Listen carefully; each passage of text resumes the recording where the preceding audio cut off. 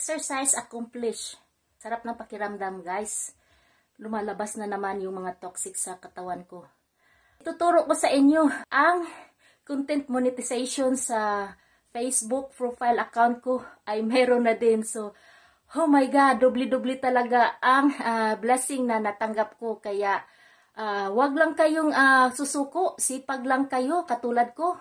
Kasi nagsisipag ako, kaya napansin ako ni Algo at ni Uncle M. So, ituturo ko sa inyo guys kung paano i-set up. So, tara na guys!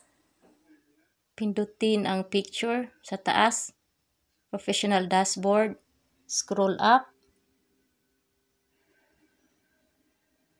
Ayan, yung content monetization. Meron na siyang set up.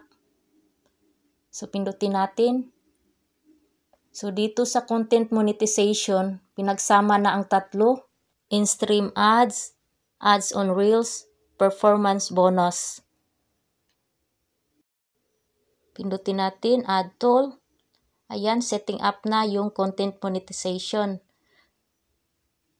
So, pindutin natin yung content monetization.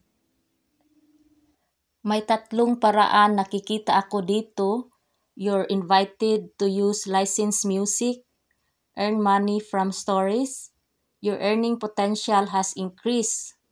So, pindutin natin kung anong ibig sabihin yan. Ang ibig sabihin pala nito na your earning rate may be higher, especially kung original ang ipopost mo, tapos upload ng bagong video, tapos high quality pa na content. So, ang ganda pala dito guys. Balik tayo sa professional dashboard.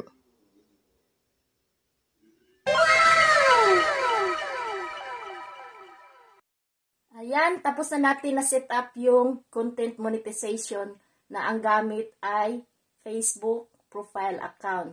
So, sana guys ay meron kayong natutunan at pakishare na din sa iba para naman makatulong tayo, especially doon sa mga baguhan lang na hindi pa nila alam kung paano. So, yan guys. Thank you so much talaga sa support ninyo na walang sawa.